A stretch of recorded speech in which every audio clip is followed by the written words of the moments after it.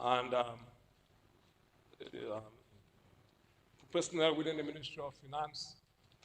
And it has been a collective effort.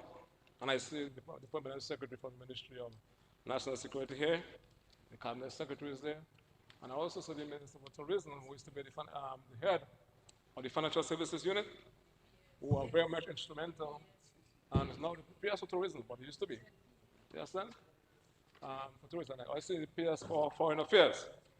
So we are very proud of the advancement we have made so far, Mr. Speaker, by way of the changes presented on a consistent basis, Mr. Speaker, over the years by this administration, all in an attempt, Mr. Speaker, to comply with the recommendation, 40 recommendations, which we have been largely compliant with. So what is being presented here today, Mr. Speaker, tonight, is just some small technical issues that we have to address to ensure that we are fully compliant, Mr. Speaker.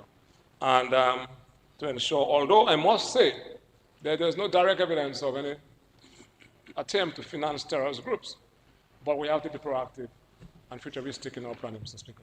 So with just few words, Mr. Speaker, as I promise you, I present this bill to this honorable House.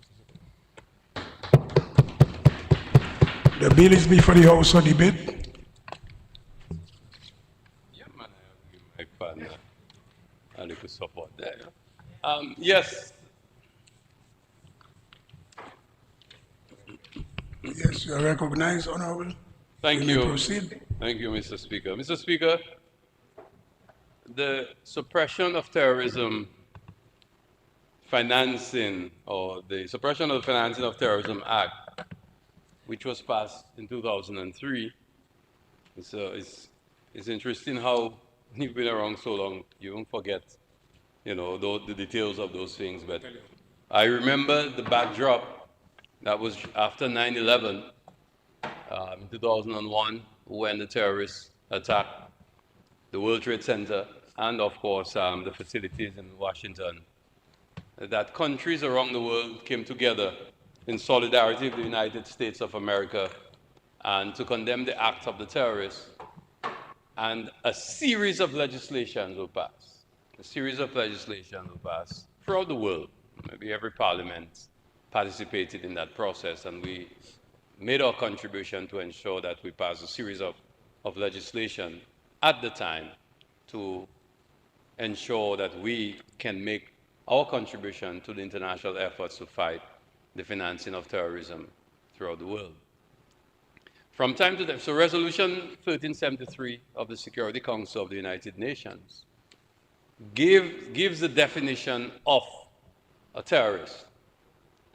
Sadly, today we see some countries unilaterally moving away from that in their designation of terrorist groups. But obviously, every country, in its own interests, may feel from time to time to protect its citizens and its territory, may have to take actions that they find in their national interests. But that notwithstanding, we strongly believe that multilateralism is the most productive and progressive way to deal with international issues. And this is why the United Nations is so important. And this is why we have to ensure that the definition of a terrorist is based on that resolution 1373 of the Security Council, to give some clarity and uniformity throughout the world as to what competent authorities, that is to say governments in sovereign states, can define as terrorism and who would fall under the category of being a terrorist. The amendment before us is to ensure that we can expand to some extent the actions that we can take as a sovereign state in our cooperation with other countries who may make a designation of a terrorist group and inform us accordingly so that we can assist in taking the necessary action. And in this case, wherever property is held by them or people related or on their behalf, that we would move in to take the necessary action. I think that is very important. It is not like what we hear in our neighborhood, where the designation of terrorism have given some countries the authority to take unilateral extrajudicial action that perhaps that sometimes can be rather frightening. But we, as a country that continues to play a very important role, take its responsibilities very, very importantly in ensuring that we can fight money laundering, we can fight the financing of terrorism, any actions being perpetrated against any group of people. And this is important because we have a history of cooperating, and from time to time, we get requests from countries which, of course, have to be passed through the relevant ministry and Ministry of National Security whenever such a designation is added to the list, and therefore they can take the necessary action. So this simple amendment here is again a demonstration by us, by our government, by the Labour Party government, that we take our international obligations very, very seriously. And with this, I hope we'll be sending a very serious message to our friends, especially our friends in the North, the United States of America, that we continue to take those responsibilities seriously.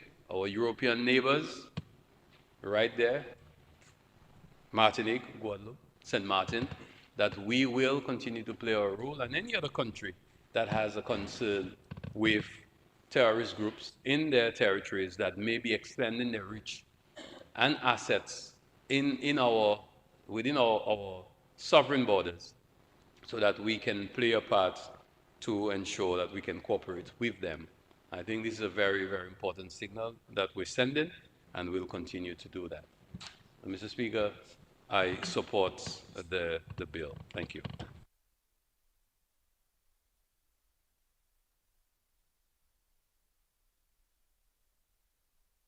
My feet, if I may, I simply want to place on record my support for this bill. I don't think there's much needs to be said. It's already been said. It's an important amendment, and I give my support to it. Thank you, Mr. Speaker.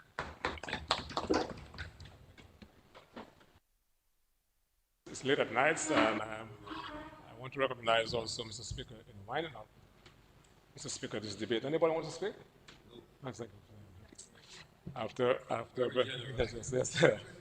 No, the fact is, it's uncharacteristic of one of the Premier Lord legal advisor to the state would speak on a matter of legal significance that anybody else who wants to stand and make a contribution. I want to take this opportunity to, Mr. Speaker, to commend the Attorney General for the tremendous work that he has done so far, and ensuring that we continue to demonstrate that level of seriousness of the government insofar as our governance is concerned. And bearing in mind that the financing of terrorism is a transnational crime, and we have to guard against some of the predicate offenses that can emerge. And yes, we can say, yes, we don't have that. We don't have homegrown terrorism in Dominica, although there's a big question mark about it because there are different versions to that. But of course, we don't have that yet. But at the same time, we have to ensure that our laws are consistent with international standards. And we have to do everything possible to ensure that we do not get blacklisted again. And that is why, Mr. Speaker, even earlier on, you heard the Prime Minister in his presentation and Dr. Mark, the Honorable Minister of Finance. All that is, these are a series of legal changes that we're making to ensure compliance insofar as the CFATF and the Financial Action Task Force recommendation, 40 recommendation, Mr. Speaker. And these two measures that have been proposed, as I said before, kind of look at technical issues that will take us full, largely compliant with the 40 recommendation, Mr. Speaker. And very few countries have done that. So in that regard, Mr. Speaker, I just saw the Financial Secretary walked in, so before she came in, I did place on the record my appreciation for the tremendous work that has been done by the technical officers, because without their input, technically, it's almost impossible to do what we're doing here today, which, of course, to inform the policy direction of the government, and, of course, the policy direction inform, Mr. Speaker, the legislations to be enacted in Parliament, and that's what we're doing here today, Mr. Speaker. This concludes the debate on the bill. It has been moved and seconded that the bill shortly entitled Suppression of Financing of Terrorism Amendment Act 2025 be read a second time. Those in favor? Those against? The ayes have it. The bill will now be read a second time. Suppression of the Financing of Terrorism Amendment Act 2025. The bill will now stand committed to a committee of the whole House to be read clause by clause.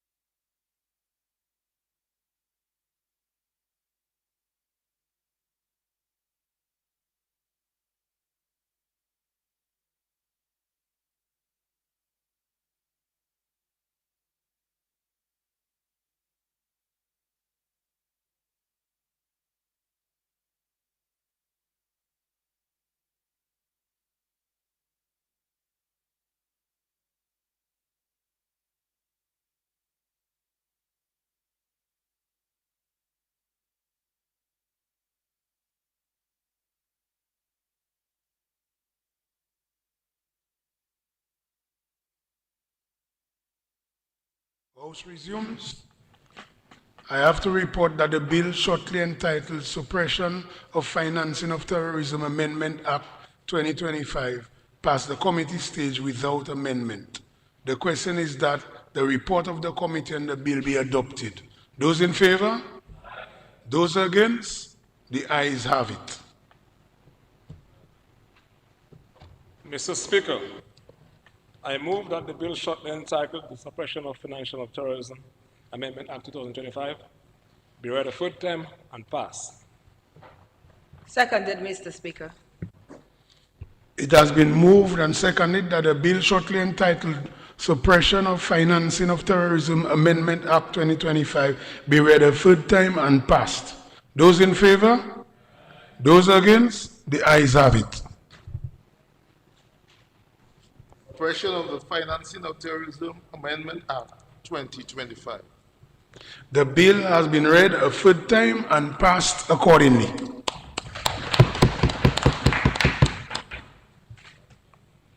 Mr. Speaker, I move the second reading of the bill shortly entitled The Money Laundering Prevention Amendment Act 2025.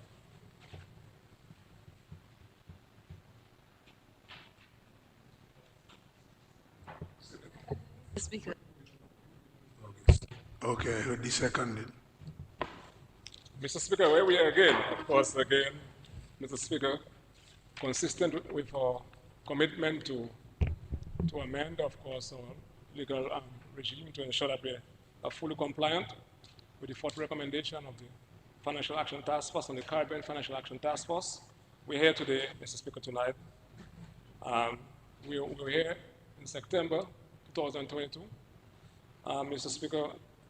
Speaker, when Dominica underwent his fourth round mutual evaluation by the Caribbean Financial Evaluation, and of course, Mr. Speaker, some deficiencies were actually identified, which are more or less technical in nature, and we're seeking to bring some remedy to those deficiencies, Mr. Speaker, by way of the proposed amendment by amending the Money Laundering Prevention Act, Act number 7303 of the 2017 revised laws of the Commonwealth of Dominica. Mr. Speaker, it's a very simple bill, Mr. Speaker, which comprises three clauses. Clause 1 and 2, essentially, Mr. Speaker, are the short title and interpretation sections of the bill. Mr. Speaker, clause 3 amends section 45 of the parent act, and it indicates, therefore, Mr. Speaker, that a person who has been convicted of a money laundering offense, whether in Dominica or anywhere else, is not suitable, Mr. Speaker, to be licensed to carry on business of a financial institution or in any manner whatsoever participate in the ownership, management, or control of a financial institution or scheduled business. This amendment further, Mr. Speaker, will add a section 45A to the Parent Act, which places restrictions on unfit people and prohibit anyone who is not fit and proper or any associate of an unfit and improper person from being granted a license to or being appointed to or from holding or being the beneficial owner of a financial institution or scheduled business. Clause 45A, subsection 2, Mr. Speaker, grants the authority, which means, Mr. Speaker, the Money Laundering Supervisory Authority, the ability to refuse the grant of a license to a person or their associates who are deemed not fit and proper. Mr. Speaker, this amendment therefore lays out what the authority can take into consideration in determining who is a fit and proper person and is therefore empowered to conduct investigations deemed necessary. The authority can consider a number of factors such as honesty, qualification, background, and reputation of that person. Their past criminal records, if they have past criminal records, Mr. Speaker, in relation to relevant acts, whenever they have been involved in dishonest or fraudulent conduct, whether they have engaged in any deceitful, oppressive, or improper business practices, among other factors, Mr. Speaker. And I think that is very important to underscore the magnitude of this measure that has been proposed before this Honorable House, Mr. Speaker.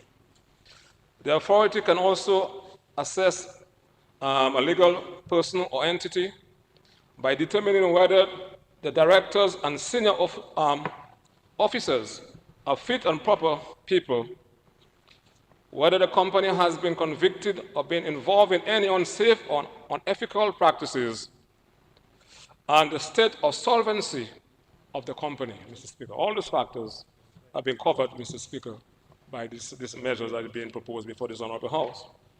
However, Mr. Speaker, the authority cannot arbitrarily operate, and is therefore, Mr. Speaker, it must notify the person in writing of the proposed determination of their fitness and the reasons for their action, and provide the person with reasonable opportunity to make representation within the time specified in the notice.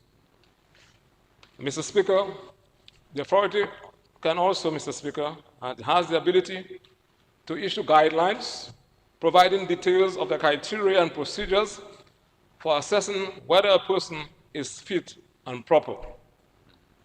So, Mr. Speaker, earlier on we had this debate, and it speaks about, and it shows you the nexus between those measures that have been proposed.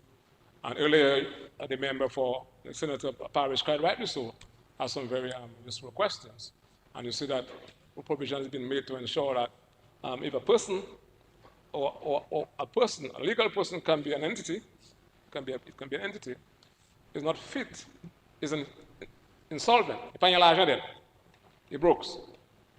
That person, the authority, therefore has every authority to exercise its authority by not granting a license for that person to transact business. What is a financial institution?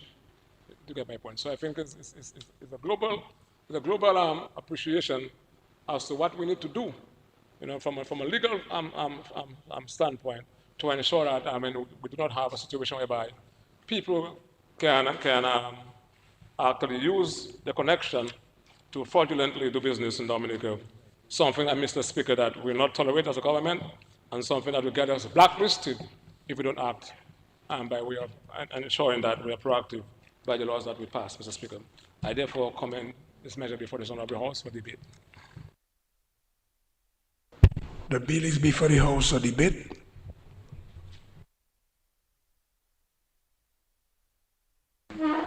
Mr. Speaker, again, I rise to very briefly give my support to this bill. I think the minister has said much of what needs to be said in terms of salient facts. It's a bill that we need to pass, and I give it my full support. Thank you, Mr. Speaker.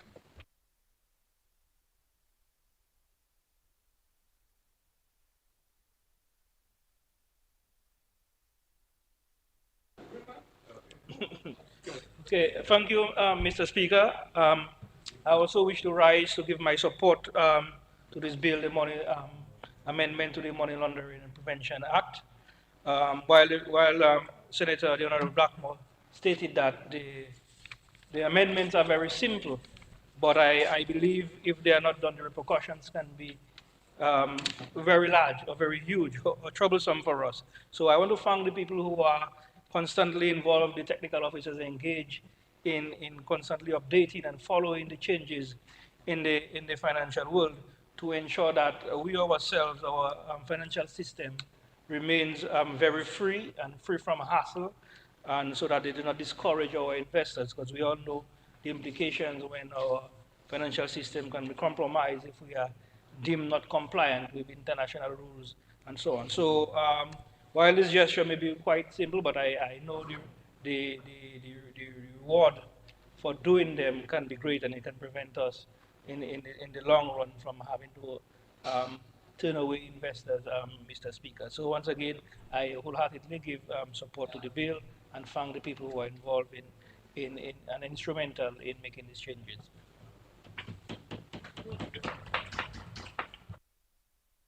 Thank you, Mr. Speaker. Thank you to the Attorney General, Attorney General and Honorable Defoe for your very short but very profound contribution.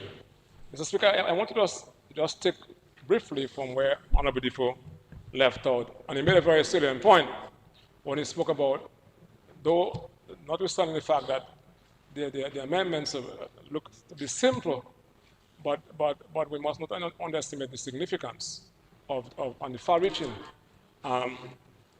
implication of what is being presented here tonight, Mr. Speaker. Mr. Speaker, I want to take us back a bit to see how much, how we have emerged over the years, and how seriously that this administration has put systems in place to ensure that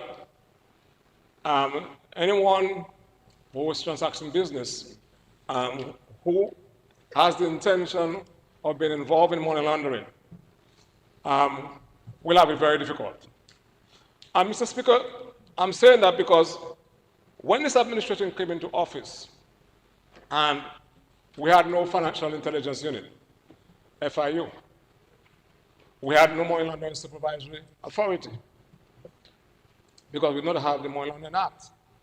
But all we had, Mr. Speaker, was the Process of Crime Act, Mr. Speaker, and we brought down from England a drafter, legal drafter, and he looked at the Process of Crime Act and see how we could have done some amendment to that act to cover, I think it was something Britain or something, I can't recall it. Yeah, yes, from England. And to deal with predicate offenses. Yes, but we had no specific legislation at the time for money laundering. But look at what all that we have done, Mr. Speaker, in the past number of years since we have assumed office. You know, the series of laws we have passed in this House, Mr. Speaker, to ensure that we make it difficult for people who have made it their vocation to defraud and to bring money, kind of cover and to evade law enforcement officials, Mr. Speaker. So we have done that, and we then established the FIU, Mr. Speaker. And I want to just say, because I've been hearing so many things spoken of, Mr. Speaker, that nothing has been done about money laundering and there are no systems in place, Mr. Speaker. When he came into office, 2000, There's a recommendation of 1998, 1999, which are, of course, said to the government then that those recommendations have to be complied with, and if they were not complied with, you're going to be blacklisted. Nothing was done. For matter of fact, interviews were done, and Mr. Speaker, with all the players involved in law enforcement and the Ministry of Finance, all around.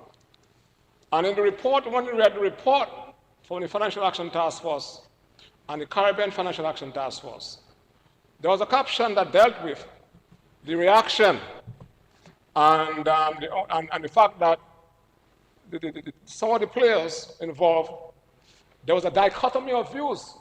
That was what was said in the report as to whether there was money laundering taking place in Dominica. Whereas you had the officials at customs saying yes, that was 1998 to 1999, you know. Dr. Anderson wasn't in Dominica yet at the time. The Prime Minister was not the Prime Minister. The AG was not in Dominica. All right? Dr. Mark was down there. Do you understand what I'm saying? None of the PSs there were there. All young people. You see what I'm saying? But that is what we inherited. So when the custom officers and police officials were saying they think they're money laundering, the policy makers, when interviewed, were saying, no, there's no money laundering taking place in Dominica. What are you talking about? What are you guys talking about? So the report said that they were totally amazed and baffled, confused by the dichotomy. That's what they use, dichotomy of views. Understand? Right? That's what the report says. If you can go online and Google it. Do you get my point? And so I mean, let us go back. Let us go back, Mr. Speaker. So it is this administration. Yeah. Is this, no, the little history. I drank some soup there. The little history, Mr. Speaker. The little history is important because we seem to be forgetting and believing, this thing just emerged, but nothing was done. So, Mr. Speaker, as I conclude, because yes, thank you very much. As I conclude, Mr. Speaker, in concluding, yes, Mr. Speaker, in concluding, Mr. Speaker, I want to take this opportunity to commend the director of the FIU and the courageous and great Dominicans who are working within the FIU and the officials within the Financial Services Unit also. And you have, of course, point of contacts within Aegis Chambers and within the Office of the Director of Public Prosecutions, and police officers, custom officers, and all the players within law enforcement, Mr. Speaker, who have been involved in ensuring that Dominica remains largely compliant and off the blacklist. And Mr. Speaker, I want to just give us an appreciation why I want to just commend the officers of the FIU and do all the best in the Caribbean, in the OCS catchment, Mr. Speaker. And from 2015 to now, Mr. Speaker, they have been able to achieve, judgment for monies forfeited to the tune of $8,496,000. That is good bread for one entity to bring in. Let me just repeat for emphasis. There's a Yellow Man in the song who says, you can remember Yellow Man song? Yellow Man? Zing, zing, zing, zing, zing, zing. And he said 4 times, 5 times. When he said that, you cannot forget. Understand?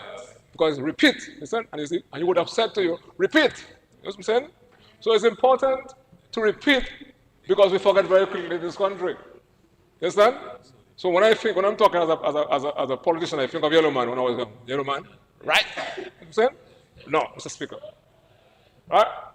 So from 2015 to now, the Financial Intelligence Unit has been successful in for future to the tune of $8,496 large and share.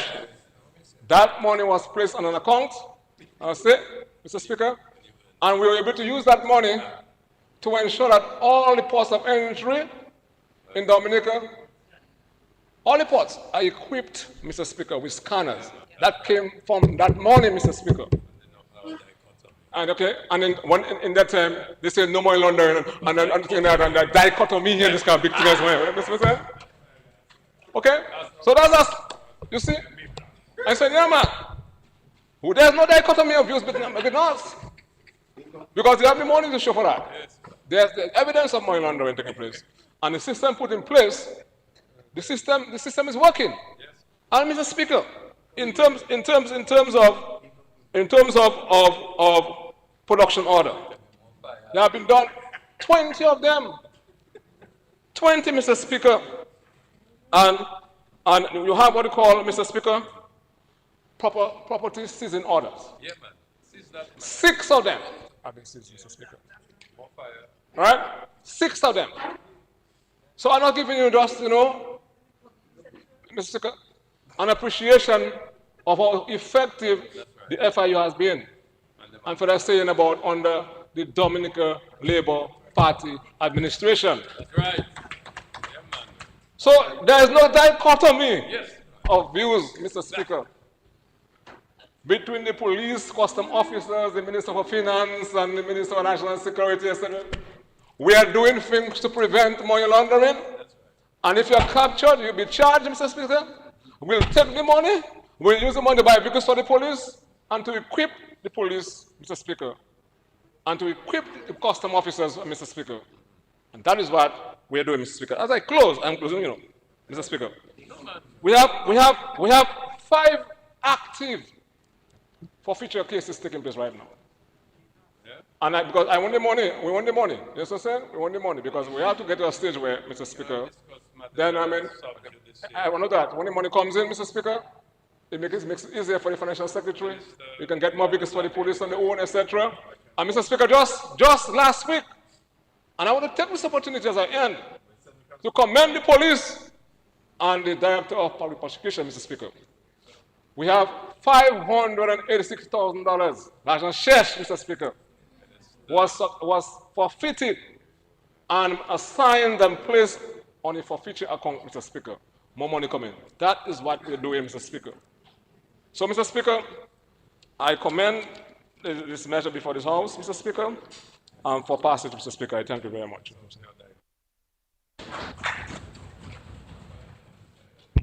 This concludes the debate on the bill. It has been moved and seconded that the bill shortly entitled Money Laundering Prevention Amendment Act 2025 be read a second time. Those in favor? Those against? The ayes have it. The bill will now be read a second time. Money Laundering Prevention Amendment Act 2025. The bill will now stand committed to a committee of the whole House to be considered clause by clause.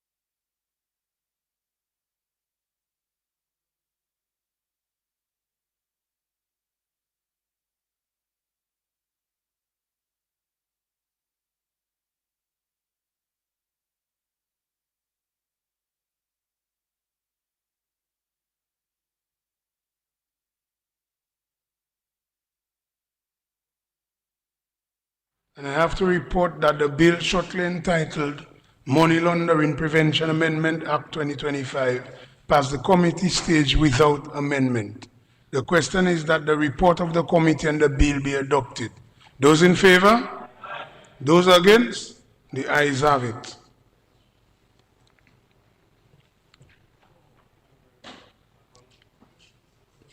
Honorable Blackmore, not yet. You have to go through the process.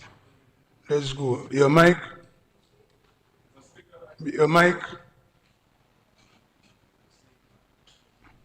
Speaker, I move that the bill shortly entitled Money Laundering Prevention Act, Amendment Act 2025 be read a third time and pass. Seconded, Mr. Speaker. It has been moved and seconded that the bill shortly entitled Money Laundering Prevention Amendment Act 2025 be read a third time and passed. Those in favor? Those against? The ayes have it.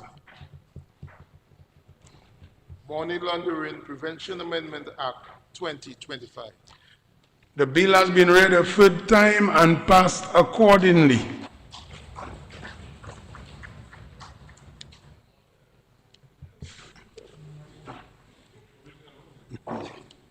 Mr. Speaker, if you permit me, before I adjourn, is to mention a very great day in our history, which is the 15th of October, 2025.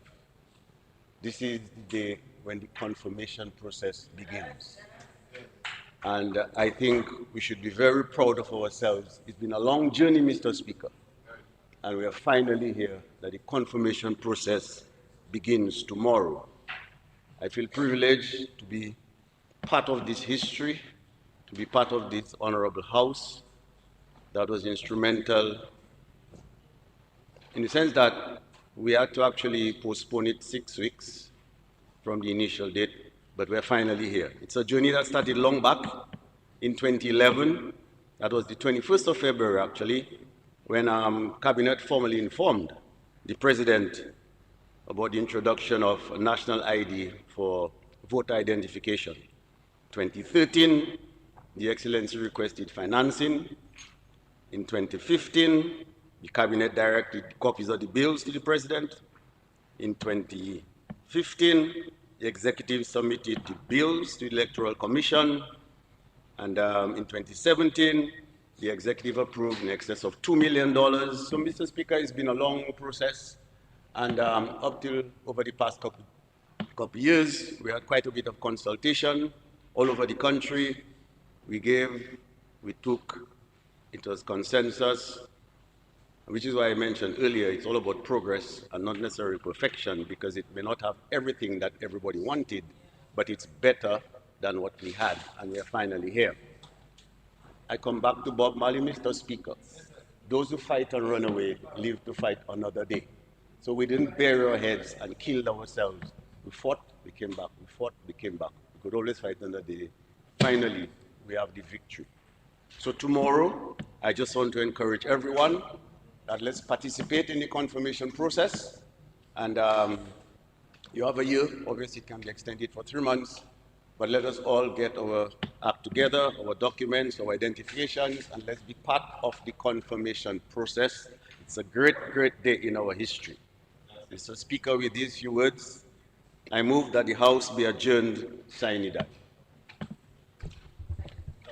So, second? Seconded, Mr. Speaker. Okay. The House it has been moved and seconded that the House be adjourned sine die. Those in favor? Those against? The ayes have it. But before I leave, I would like to thank all the honorable members on both sides for a spirited debate. I would also like to thank the stenotypists and the staff of the House of Assembly and our Sergeant of Arms and all the other police officers and the PSCs and technical staff of the government. Thank you.